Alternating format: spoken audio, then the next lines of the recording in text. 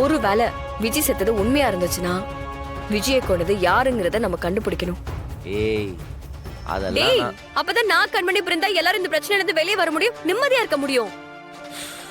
வீடும் நிம்மதியா இருக்கும்டா.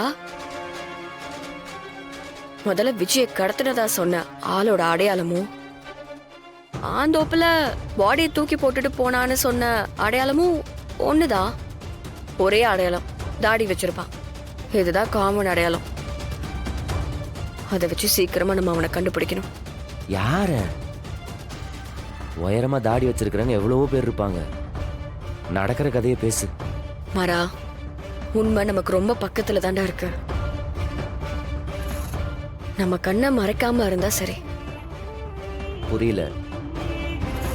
விஜய் யார் வேணாலும் கொண்டிருக்கலாம், ஆனா அவங்க ஏன் நம்மள பழி வாங்கணும்? இன்றே டவுன்லோட் செய்து உங்கள் ஃபேவரட் ஷோக்களை என்ஜாய் பண்ணுங்க.